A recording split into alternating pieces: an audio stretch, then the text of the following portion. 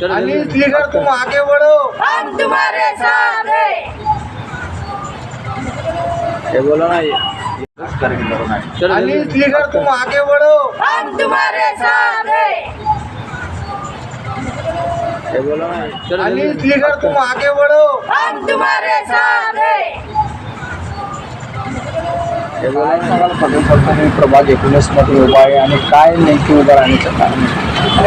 नेमकं उभं राहण्याचं कारण माझं असं आहे का माझा जो प्रभाग आता 19 झालेला आहे तो पहिले वार्ड होता आणि माझ्या वार्डमध्ये गेल्या 35 वर्षापासून भाजपचा नगरसेवक, त्यामुळे माझ्या वार्डाचा काहीही विकास झालेला नाही। माझ्या वार्डाचे रस्ते तसेच आहे, ड्रेनेज लाईनची समस्या आहे, पाण्याची समस्या आहे। आता पाण्याची समस्या तर आज सगळ्या शहरामध्ये, पण माझ्या वार्डामध्ये जे मूलभूत सुविधा नागरिकांची ते सर्व माझ्या वार्डामध्ये, ड्रेनेज लाईन असो, पाणी असो, लाईटची असो, नागरिक समस्या असो। आता माझ्या वार्डामध्ये तो स्लम असल्यामुळं जेवढा निधी येतो तो नगरसेवक खाऊन घेतो, तो नगरसेवक इकडे काम करत नाही। माझा गुंटेवारीचा प्रश्न निर्माण झालेला आहे। माझ्या वार्डामध्ये जे आता नाल्याजवळ एक पूल आहे त्या पुलाच्या कामाचं माझा मागचा जो नगरसेवक होता तो जो भाजपचा होता त्यानं ते 5 वर्षामध्ये ते पुलाचं काम केलेलं नाही आहे व्यवस्थित। आम्ही त्या काळामध्ये जेवढा तो निवडून आला होता तेव्हा 4ची लाईन काढून 6ची लाईन टाकली होती पाण्याची। ते पाण्याची 6ची लाईन त्यांनी सुरू करून दिली नाही। त्याच्यानंतर आमच्या वार्डामध्ये जे काही समस्या आहे ते समस्या दूर करायला आमच्या प्रभागामध्ये निवडून गेलेला नगरसेवक आजपर्यंत कधी फिरकलेला नाही।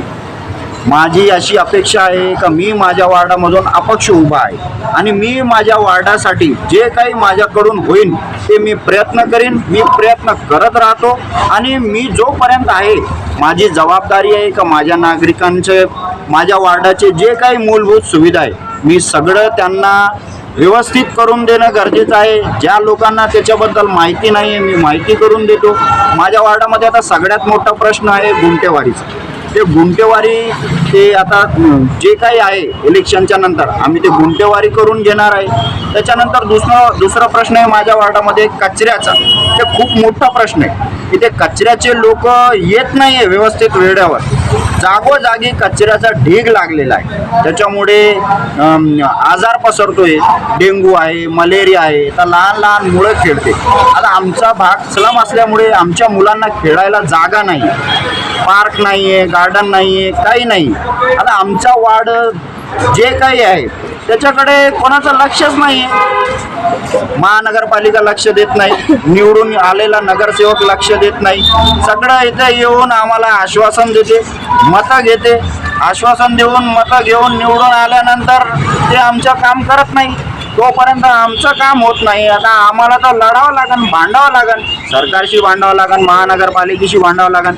जो निधी स्लम एरियाचा, जो स्लम झोपडपट्टीचा निधी भेटतो, जे काही भेटतो ते नगरसेवक खाऊन घेतो, तो काहीच काम आम्हाला करून देत नाही।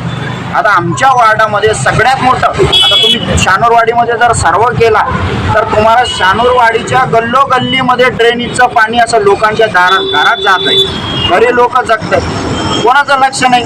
महानगरपालिकेला त्याची कल्पना द्यायची, निवेदनं द्यायचे, ते नुसतं उडवाउडीची भाषा करतात, कोणी येत नाही।